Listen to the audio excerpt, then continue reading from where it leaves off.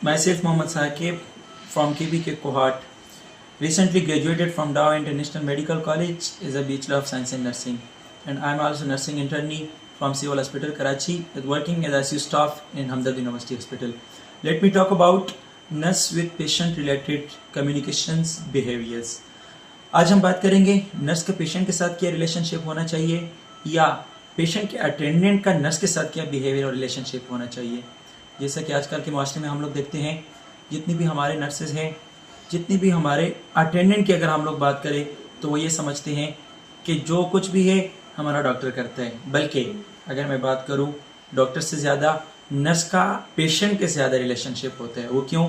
24 our patient के साथ nurse ही मौजूद होता है और वो her at the time available होता है उसके लिए। हाँ, मानता हूँ डॉक्टर के भी इसके अंदर करेक्टर्स है, डॉक्टर भी, लेकिन नर्स जो है वो डॉक्टर को फॉलो करता है। डॉक्टर्स कंसल्टेंट जो है वो इज अराउंड करते हैं। मैं ये नहीं कहता कि कंसल्टेंट का कोई काम नहीं है, बल्कि उन लोगों का ज़्यादा काम है, लेकिन हमें नर्सिस को कभी डिग्रेड नहीं करना चाहिए। नर्सिस को भी हमें तवज्जो देना चाहिए और नर्सिस को भी अप्रिशिएट करना चाहिए। जैसा कि हम लोग बात करें कि आईसीयू में हमारे पास जितने भी पेशेंट आते हैं वो सारे क्रिटिकल होते हैं।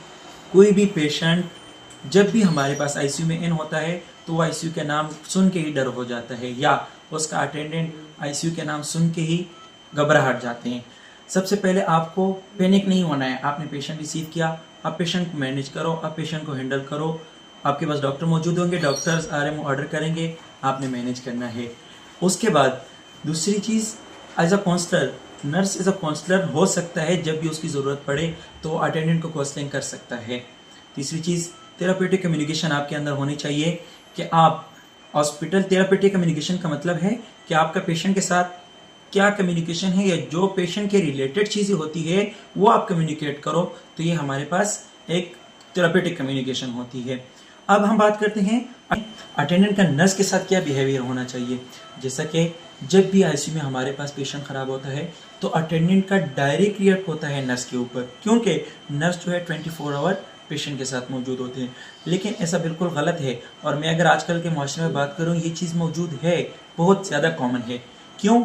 क्योंकि नर्स जो है वो एज अ डील कर रहा होता है और अटेंडेंट जो है वो डायरेक्ट रिएक्ट करता है नर्स के ऊपर। लेकिन ये बात 100% गलत है, हमें ये नहीं करना चाहिए। और नर्स को एज अ काउंसलर ऐसे उस चीज़ को डील करे या ऐसे उसको काउंसलिंग करो ताकि उसको नेगेटिविटी में पॉजिटिव काउंसलिंग ना रखने की बजाय नेगेटिव ही रखो। लेकिन उस काउंसलिंग को आप खुद समझो कि ये काउंसलिंग मैं इसको कर तो रहा हूँ लेकिन फीलिंग मेरे पास भी है। अगर आप उसकी फीलिंग को समझते हो तो वो अटेंडेंट कभी भी ये नहीं सोचेगा